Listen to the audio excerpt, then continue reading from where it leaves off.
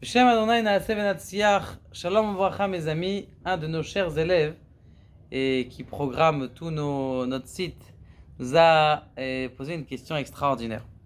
La première question, elle est comme ça. Elle est dans certains livres, ceux qui se rappellent du Bene Tzion, il y avait Ahsra comme il dit Marco, et il y a marqué là-bas, au lieu de marquer Yud Kevavke, il y a marqué 2 Yud.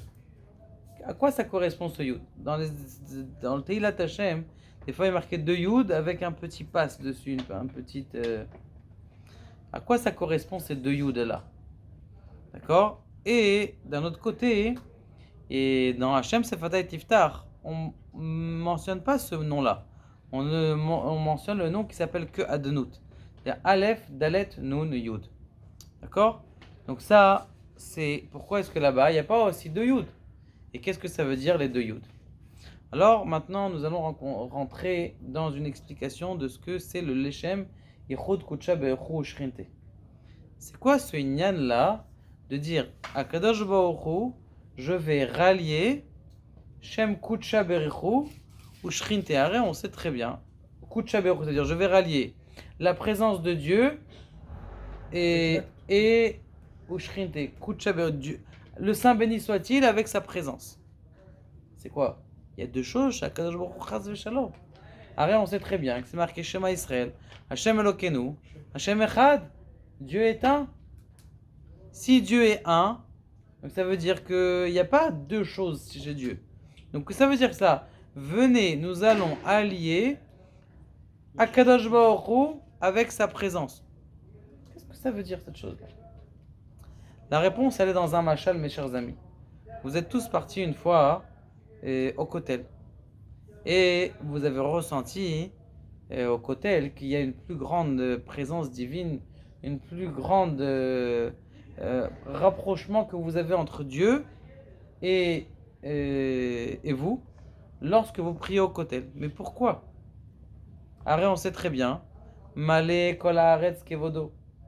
Si Dieu il oublie une rue de Paris, la rue de Paris elle disparaît. Dieu il fait vivre n'importe quelle rue dans le monde entier. À Buenos Aires, Dieu il pense à Rehov Buenos Aires, dans n'importe quel cas du monde. S'il oublie, oui c'est pas s'il oublie, mais ça veut dire s'il pense pas, eh bien le monde il disparaît, il s'évapore. Donc Dieu est partout. Malé Kol Haaretz Kevodo. Donc pourquoi est-ce que au Kotel c'est mieux d'aller prier là-bas? La Shrina lo zaza mea Kotel. La présence divine n'a pas bougé du Kotel. La réponse, elle est ça, mes chers amis. Dieu, il a voulu qu'on se rapproche de lui avec du feu. Comme il est marqué dans le Zohar, à Kadosh de Parashat Tzav, il est marqué qu'un homme, il doit être bouillant à chaque instant, parce que s'il n'est pas bouillant à chaque instant, le Satan, il vient et il attaque. Il faut qu'à chaque Esh mokeda ala misbeach kol hayom. Kol hayom. Il faut qu'il y ait un feu sur le misbeach, c'est-à-dire à l'intérieur de ton cœur. Il faut que tu sois brûlant d'Akadosh Baruch Hu, minute après minute. Il faut que toutes les heures, tu te renforces sur ce inyan-là de la chaleur des mitzvot, sur la chaleur de la Torah, sur la chaleur de la connexion que tu as avec Dieu. Maintenant, ça, ce qui se passe, c'est que Dieu, il a décidé que sa présence divine, c'est-à-dire cette chaleur que je ressens, elle soit plus palpable au Kotel. Alors qu'ailleurs, elle est moins palpable. Elle est moins palpable. Quand tu es en plein milieu de Paris, tu es loin tu te sens un peu loin de Dieu. Pourquoi? Parce que justement, il y a beaucoup de choses qui te dérangent. Quand tu es au Kotel, tout le monde prie. Toute l'énergie des gens là-bas, ils sont dans la prière. Pendant des années, des milliers d'années, eh bien, il y a plein de prières qui s'est fait là-bas. Donc, il y a une certaine d'énergie qui fait en sorte que le ressentiment de Dieu est plus facile. Et les écrans qu'il y a entre nous et Dieu, eh bien, ils sont un moins grand nombre au Kotel que en plein milieu de Paris ou n'importe quel autre pays. C'est aucun rapport. Même qu'un autre endroit, c'est-à-dire entre le Kotel et Jérusalem, entre Jérusalem et à Haïfa, entre Haïfa et là, t'es encore d'autres pays. Donc, il y a deux choses. Il y a Dieu qui est présent partout, donc Kutsha Berichu, ou Shrinte, combien est-ce que moi petit homme, je ressens Dieu. Donc ça c'est la Shrina. La Shrina ça veut dire combien est-ce que je ressens la présence de Dieu. Et nous qu'est-ce qu'on doit faire? On doit faire en sorte que la présence de Dieu ça veut dire mon ressentiment et la grandeur de Dieu elle soit égale. Ça veut dire ce que Dieu il est grand dans le monde et ce que je perçois de lui ça soit exactement. Comme vous voyez un avion dans le ciel. Ma fille aujourd'hui elle me pose la question, papa, les avions qui sont dans le... Ils sont petits. Mais en vrai, ils sont pas petits, c'est vrai? Je dis oui, c'est vrai. L'avion que tu vois tout petit en haut, en vérité, il est plus grand que nous. N'importe quel avion. Pourquoi? Parce que toi, tu le vois petit, donc ta perception, elle est petite. Plus ta perception, elle grandit, plus tu sais que même si tu le vois en haut un petit point, tu dis, oh, ouais, cet avion-là, il est géant. Si je le vois si grand là maintenant, ou si petit, ça veut dire que la perception, elle est géante. Donc c'est ça ce qu'on veut. L'Echem Yichud, nos prières, elle est pour qu'on ait une connexion entre ce que je perçois de Dieu et ce que Dieu est vraiment. C'est bon? Maintenant on y va. On rentre un petit peu dans la Kabbalah, attention, on prend l'avion. Le nom Adnout, c'est le nom que je lis. Adomai, c'est un nom que j'arrive à lire, je peux lire. Aleph, Dalet, Nun, Yud. C'est un nom que j'arrive à lire. Le Yud Kevavke, est-ce qu'il y a quelqu'un qui le lit? Chas v'shalom. Ne prononcez jamais ce mot. C'est un mot qui ne doit être prononcé que par le Kohen Gadol, que lorsque le Mashiach viendra, Bayom Haou Yeh Hashem Echad U'Shem Echad. Yud Kevavke, on n'a pas le droit de le prononcer. D'ailleurs, on ne dit même pas Yud He, tout ça après. On dit Yud Kevavke, on dit Yud He plus loin, Vav He. Donc ça, c'est quelque chose qu'on ne prononce pas parce que c'est quelque chose qui est très élevé. Donc ça fait la différence. Le Adnout, c'est-à-dire le nom de Dieu que j'arrive à prononcer, que je perçois, ça j'arrive à le percevoir. Et le Yud Kevavke, je n'arrive pas à le percevoir. Maintenant, je vais faire une alliance entre ces deux. Je vais faire un yichud entre les deux. Comment est-ce que je fais un yichud entre les deux? Eh bien, j'allie ces deux lettres. J'ai 4 lettres de Yud Kevavke, j'ai 4 lettres de Adnout, eh bien, je les lis. Ça me fait 8 lettres. La première lettre de Yud Kevavke, c'est un Yud. La dernière lettre de Shilouv que j'ai fait, de l'aliment que j'ai fait, c'est le Yud de Amonai. Le premier c'est Yud Kevavke, le dernier c'est Amonai, puisque maintenant ils sont les deux mélangés.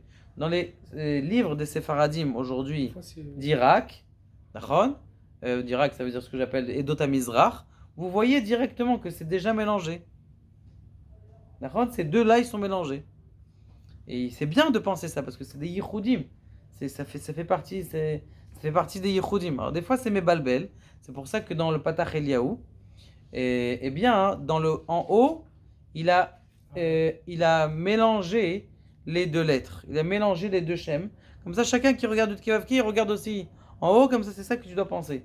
Pour éviter, parce que, comment on appelle ça, pour certaines personnes, c'est difficile de s'approcher de la prière.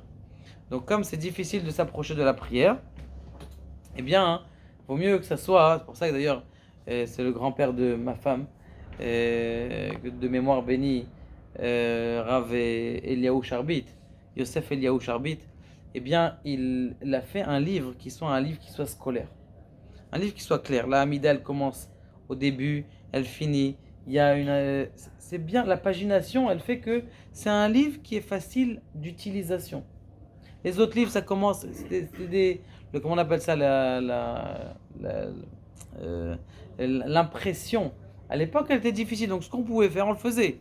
Alors que là, la pagination, elle a été faite d'une telle sorte que, Baruch Hashem, il y a eu beaucoup de Siyadiyah d'Ishmaya, et encore aujourd'hui, on vend ce Sefer Patach Eliyahu, qui est un très bon sefer, qu'on recommande à plein de gens parce qu'il y a des explications qui sont en français qui font en sorte que tu peux te gérer à l'intérieur de la prière.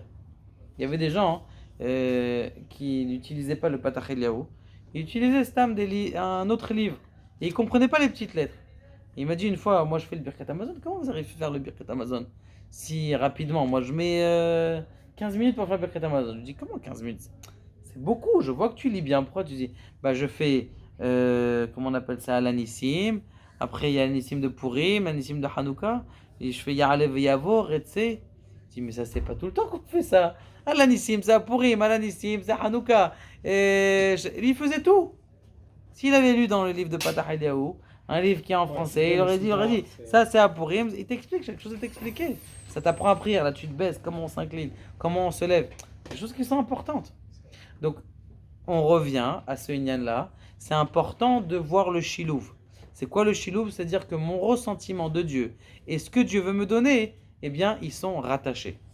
Et c'est pour ça qu'il y a deux yud dans les anciens livres ou dans le Teilat Hashem. Eh bien, il y a deux lettres. C'est quoi la lettre du début? La lettre de la fin. Mais en vérité, dans ta tête, tu dois penser à quoi?